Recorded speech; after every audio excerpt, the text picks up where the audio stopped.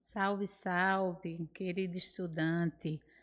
Tudo bem com vocês? Eu espero que esteja tudo bem. Eu sou a professora Ana Paula, do curso técnico Tradução, Interpretação em Libras.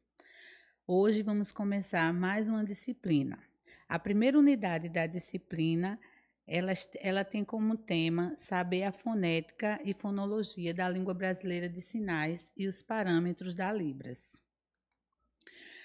O tema da nossa aula ela é bem pertinente à nossa disciplina, que a disciplina tem como tema, não é, os estudos linguísticos da língua brasileira de sinais, a Libras.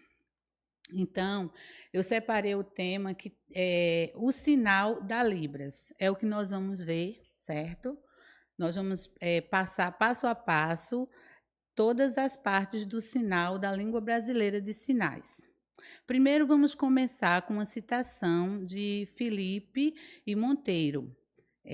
O sinal. Vamos ver o que ela fala sobre.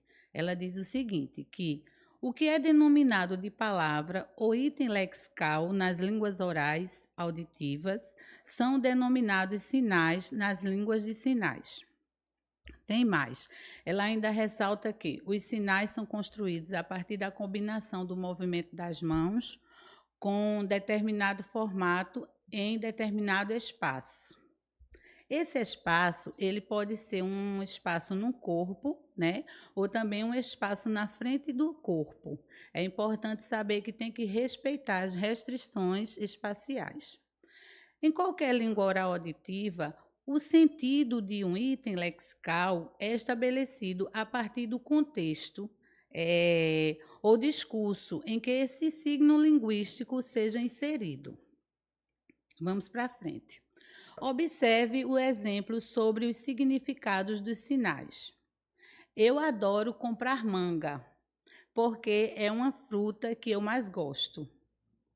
Apesar daquela blusa ter sido bem costurada, a manga não está bem alinhada. Observe que aí o termo manga, né, ele tem o quê? Significados diferentes. Mas dentro da língua portuguesa, ele é escrito de igual, tanto a manga da roupa quanto a manga fruta. Mas na Libra o que é que acontece? Vejam só. Existem sinais que embutidos embutem múltiplos sentidos. E isso vai depender de quê? Vai depender da sentença e do discurso, que vai dizer a que manga está se falando, tá? Vamos adiante que eu vou lhe mostrar um exemplo. Mas antes disso, quero lhe falar sobre o que são sinais homonólogos. Eita, perdão, vamos lá. Essa pronúncia vai sair legal. O que são sinais homólogos? Isso mesmo. Então, ele tem a mesma estrutura com funções diferentes. É aí que entra o exemplo da manga, que a gente viu. Quando a manga é de uma roupa e quando a manga é da fruta.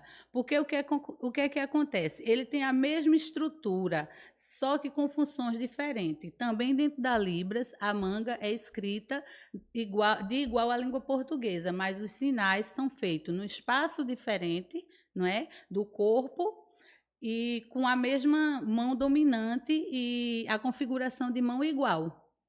É isso que faz os sinais homólogo. E os sinais homófono? Vamos ver o que é ele, tá? Eles são aqueles que têm a mesma pronúncia, mas são escritos de formas diferentes.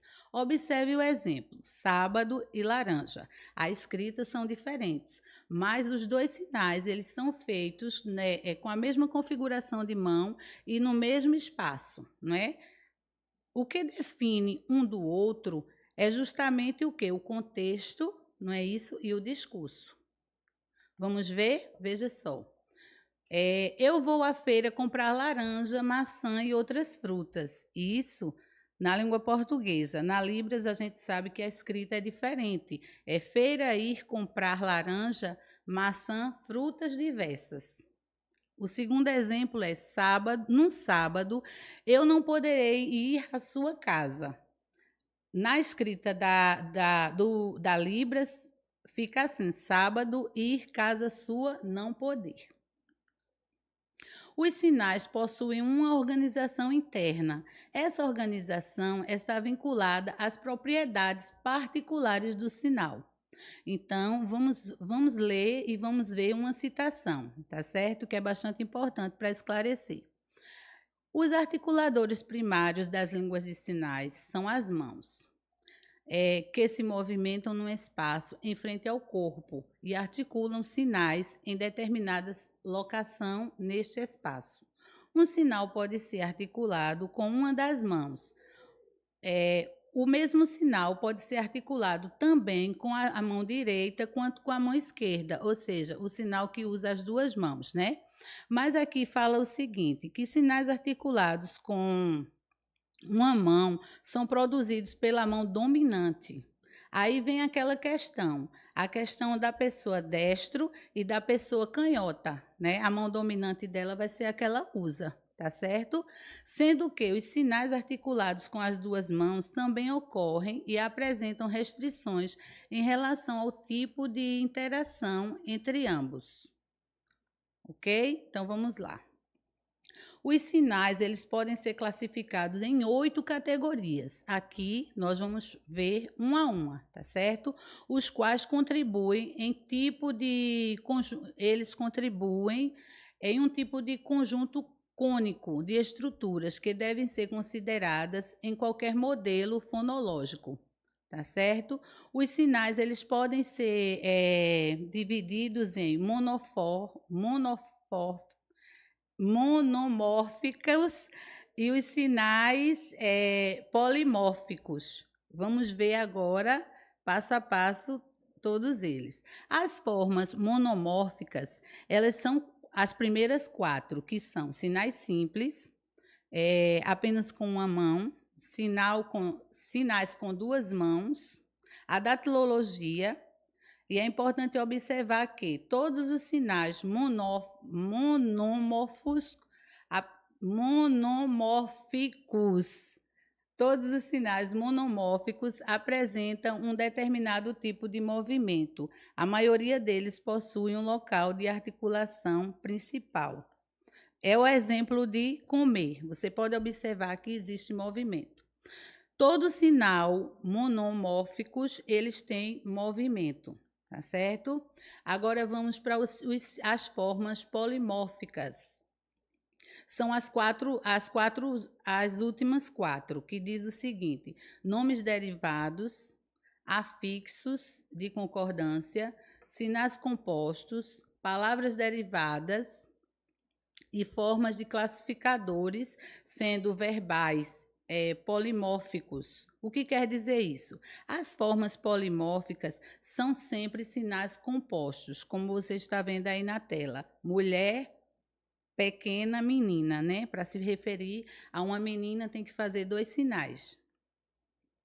Agora vamos lá. Existem diversas divisões didáticas ou não para os tipos de sinais. Quanto à composição,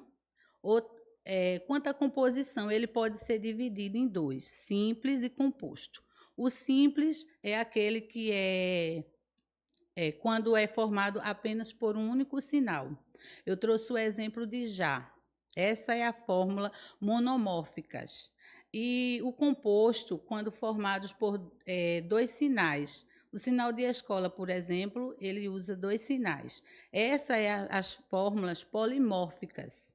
Ok? Até aí? Então, vamos lá. Quanto à forma, os sinais podem ser icônicos e arbitrários. O icônico é quando a composição ela é parecida com a ação ou com o objeto. Veja o caso da bola. Quando uma pessoa sinaliza bola, Não precisa ele ser um conhecedor da Libras para ele identificar que é bola. Mas no caso do arbitrário, quando faz assim, o sinal de próprio, se a pessoa não tiver um entendimento linguístico da Libras, ele não vai saber. Então, esse é o sinal arbitrário. Agora vamos quanto à semântica. Os sinais podem ser polissêmicos ou tautológicos. Os polissêmicos é quando possuem dois ou mais significados de acordo com o contexto. Exemplo é pastor e professor. É a mesma configuração de mão, mas em posições diferentes, tratando-se de sinais diferentes. E o tautológicos é quando possui dois ou mais sinais que representam o mesmo significado. No caso, a gente tem o verde, né? Que existe a variação linguística, que tem dois ou três sinais, dependendo da região, e o sinal de branco, né? Que geralmente se faz aqui na mão, ou às vezes assim, semelhante ao de leite, não é isso? Quanto à concordância, podem ser sinais que não possuem marca de concordância, embora possam ter flexão para aspecto verbal. É o exemplo de comprar, vender, né? Está tudo dentro dessa questão da concordância verbal. Sinais que não possuem marca de concordância. Este grupo de sinais é o mais complexo. Por quê? Porque apresenta diversas formas de concordância que podem ser subdivididas em três. Quais são essas concordâncias? Número, né, de pessoa, gênero e também a localização. A concordância número de pessoa são geralmente verbos direcionados, como um exemplo, eu pergunto a você, não é isso?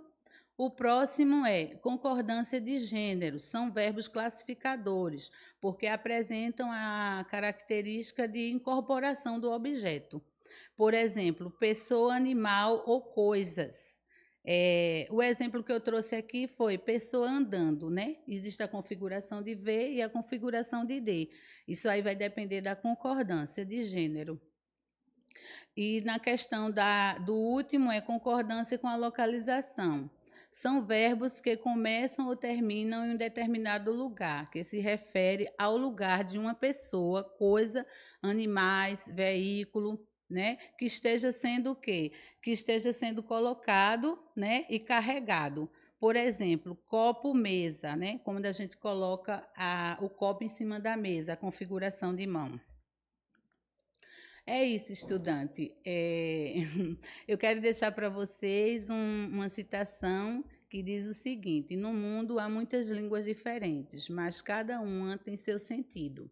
Porém, se eu não entendo a língua que alguém está falando, então quem fala é estrangeiro para mim e eu sou estrangeiro para ele. Está nas cartas do livro de São Paulo aos Coríntios. Obrigada. Eu espero que vocês tenham aprendido um pouco mais sobre sinal, né? E a gente vai se encontrando nas próximas unidades e nas próximas disciplinas. Um forte abraço e até mais.